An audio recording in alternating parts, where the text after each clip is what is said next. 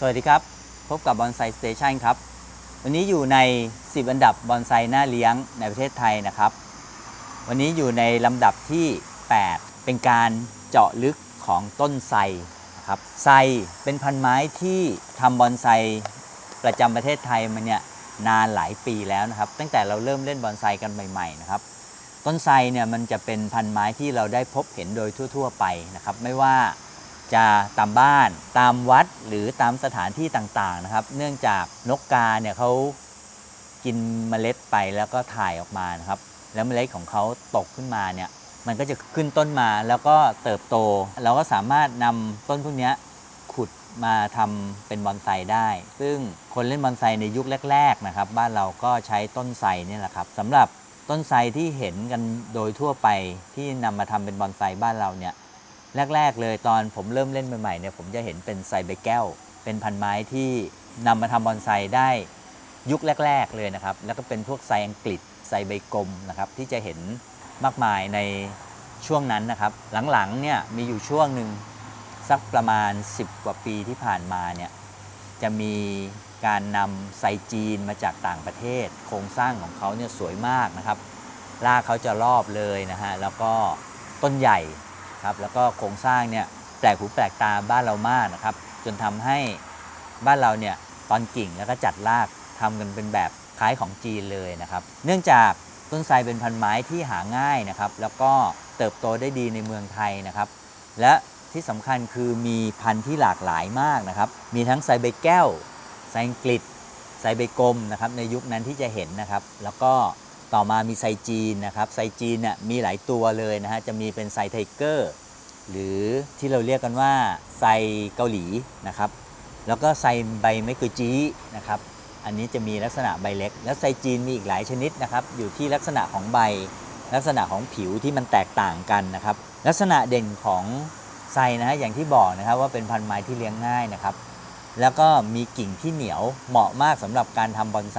ลักษณะเด่นของเขาคือสามารถกิ่งตอนขยายได้นะครับด้วยการตอนกิ่งจัดรากแล้วนำมาเกาะหินซึ่งเหมาะมากนะครับไทรเนี่ยเป็นพันไม้ที่เหมาะมากสำหรับในการนำมาทำเกาะหินนะครับเพราะว่ายิ่งเกาะนานรากยิ่งแนบแล้วก็ทนรากของเขาเนี่ยอดทนมากนะครับและยิ่งเกาะนานวันนะครับผิวจะยิ่งสวยนะฮะลักษณะเด่นของไทรอีกอย่างหนึ่งก็คือเขาจะมีกิ่งเหนียวนะครับและเท่าที่ผมสังเกตเองเลยนะครับโดยเฉพาะไทรใบแก้วนะครับที่บ้านเราเนี่ยปัจจุบันเนี่ยไม่ค่อยเห็นแล้วนะฮะแต่โดยส่วนตัวผมเองที่ผมเลี้ยงไทรใบแก้วมานะครับกิ่งไม่เสียในที่นี้หมายความว่าเมื่อเราเลี้ยงกิ่งเมนได้แล้วเราสร้างกิ่งย่อยนะครับในตัวกิ่งย่อยของเขาเองเนี่ยจะไม่ค่อยบวมนะครับแล้วกิ่งของเขาเนี่ยจะไม่ค่อยทิ้งกิ่งนะอันนี้เป็นลักษณะเด่นของไทรใบแก้วนะครับเท่าที่ผมเจอมาผมมีความรู้สึกว่าเป็นไม้ที่น่าเลี้ยงนะฮะแล้วก็เมื่อเราตัดแต่งเป็นรูปทรงแล้วเนี่ยเขาจะไม่ค่อยลุ่มล่ามแล้วเขาจะค่อนข้างที่จะอยู่ตัวนะครับเติบโตได้ช้าและเมื่ออยู่ในกระถางนะครับอันนี้เป็นลักษณะเด่นของไทรใบแก้วที่ผมเจอเลยนะครับแล้วก็ในไทรทั่วไปเนี่ยลักษณะเด่นของเขาก็จะคล้ายๆกันนะครับเพียงแต่ว่าบางชนิดเนี่ยอาจจะเติบโตได้เร็วกว่าไทรใบแก้วนะครับสำหรับไทรใบกลมนะครับเป็นพันไม้อีกตัวหนึ่งที่น่าเลี้ยงอีกเช่นกันเนื่องจากลักษณะใบเขากลมหนาเป็นเงางามนะครับเขียวเงาติดลูกด้วยไทรทุกชนิดติดลูกหมดนะครับแต่ว่าไทรใบกลมเนี่ยพอติดลูกไปเนี่ยลูกเขาจะเขียวแล้วค่อยๆแดงนะครับแดงคล้ายๆลูกแอปเปิลย่อส่วนเลยและติดทนนานมากนะฮะอันนี้เป็นลักษณะเด่นอีกอย่างหนึ่งของไทรใบกลมสำหรับไทรชนิดอื่นๆเนี่ยก็ติดลูกเช่นกันนะครับลูกของเขาเนี่ยก็แตกต่างตามสายพันธุ์ไปนะครับบางชนิดเนี่ยก็จะติดลูกเขียวๆไม่โดดเด่นนักนะครับอย่างไทรเกาหลีติดลูกนะฮะเขาก็ติดทั้งต้นแต่ลูกของเขาไม่ค่อยโดดเด่นนักนะครับส่วนไทรใบแก้วจะไปโดดเด่นอีกทีนึงตอนลูกเขาเหลืองเขาจะเหลืองทั้งต้นเลยนะครับอันนั้นก็เป็นเสน่ห์ของต้นไทรนะครับที่นอกจากใบสวยงามแล้วเนี่ยก็ยังมีลูกให้ติดให้ชมอีกด้วยนะครับแต่ว่าลูกของเขาจะไม่ใหญ่มากนะครับแต่เขาติดปริมาณเยอะและลักษณะเด่นของ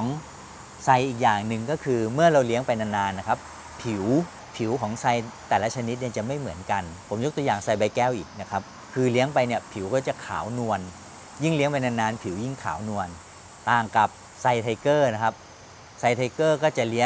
ยงไปผิวก็จะค่อยๆย่นแล้วก็ผิวค้ำมีลายที่เรียกกันไทเกอร์เพราะว่าผิวเขาลายฮะลายคล้ายๆเสือเขาก็เลยเรียกไซไทเกอร์นะครับส่วนไซเมกิจีนั้นผิวก็จะคล้ายๆไซไทเกอร์แต่ว่าเขาจะมีตุ่มเล็กๆมากกว่าเล็กกว่าถี่กว่าอันนี้เป็นลักษณะของไซแต่ละชนิดนะครับซึ่งมีข้อแตกต่างกันที่ลักษณะผิวลักษณะใบนะครับแต่ไซจีนเนี่ยยิ่งแตกแขนงไปเยอะมากเลยนะครับก็เรียกกันต่างๆนานานะฮะบ้านเราเนี่ยไม่ได้แยกถึงขนาดนั้นนะครับแต่ว่ามันก็จะมีใ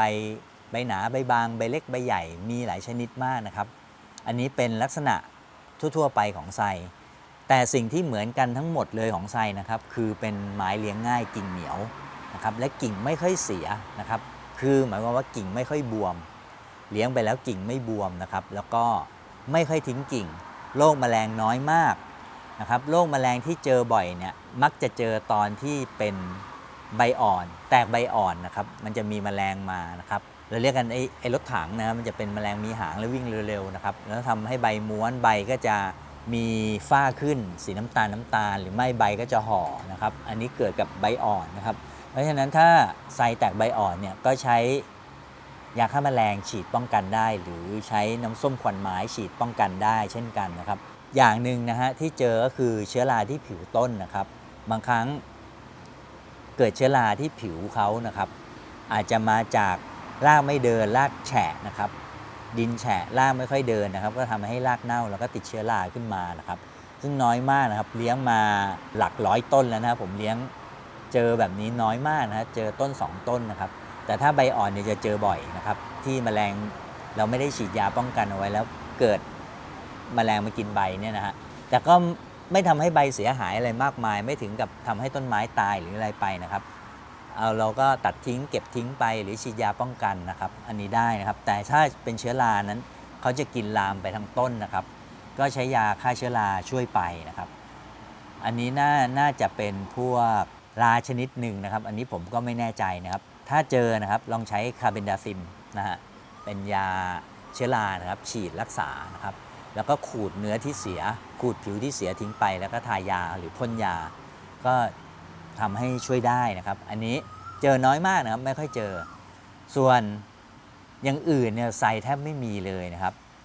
ในช่วงที่สร้างเนี่ยจะเป็นไม้โตเร็วกินปุ๋ยนะครับปุ๋ยเนี่ยให้อะไรก็กินวัสดุปลูกหรือดินอะไรก็ปลูกได้นะครับชอบหมดทุกอย่างโตได้ในดินแทบทุกชนิด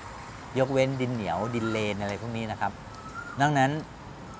ไซเติบโตได้หมดเลยไม่ว่าวัสดุปลูกจะเป็นใบผุใบไม้ผุใบก้ามปูหรือจะใช้หินภูเขาไฟปลูกหรืออะไรไซอยู่ได้หมดนะครับอันนี้เป็นข้อดีของเขานะครับที่เป็นพันไม้เลี้ยงง่ายนะครับแล้วก็เป็นพันไม้ที่เราเลี้ยงกันมาตั้งแต่เล่นบอนไซกันรุ่นแรกๆนะครับจนมีพันไม้นำเข้าจากต่างประเทศและนำมาเลี้ยงต่อขยายพันธุ์ง่ายมากตอนกิ่งปักชำได้หมดโอกาสติดสูงมากนะครับอันนี้เป็นข้อดีของไซเลยนะครับสรุปได้ว่า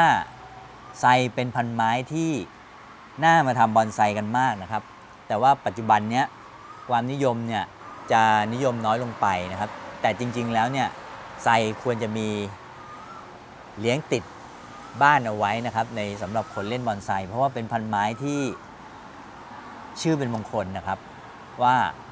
ร่มโพร่มไทรเลี้ยงแล้วครอบครัวอยู่เย็นเป็นสุขนะครับมีความสมบูรณ์พูนสุขอะไรอย่างนี้นะครับเป็นพันไม้เลี้ยงง่ายมีหลากหลายชนิดทำได้หลากหลายรูปทรงโดยเฉพาะเกาะหินนะครับไซถ้าทำเกาะหินแล้วเนี่ยเป็นพันไม้ที่มีเสน่ห์มากยิ่งเกาะนานยิ่งสวยนะครับเป็นทรงต้นจัดรากจะได้รากที่สวยสมบูรณ์แบบของบอนไซเลยนะครับว่าฐานรากรอบรากแผ่กระจายนะครับโดยไซต้นใหญ่ๆเนี่ยสามารถเป็นต้นแบบของการทำบอนไซเลยนะครับเลี้ยงง่ายโตไวโรคแมลงน้อยไม่ว่าจะมือใหม่มือเก่ามือสมัครเล่นควรมีบอนไซต้นไทรติดบ้านเอาไว้เป็นพันไม้ที่หาง่ายตามร้านไม้ดอกไม้ประดับทั่วๆไปก็หาซื้อได้ขยายพันธุ์ง่ายโตไวด้วยนะครับ อันนี้เป็นลักษณะเด่นข้อดีของต้นไทรลองหาต้นไทรมาเลี้ยงประดับสวนกันไว้สักต้นครับ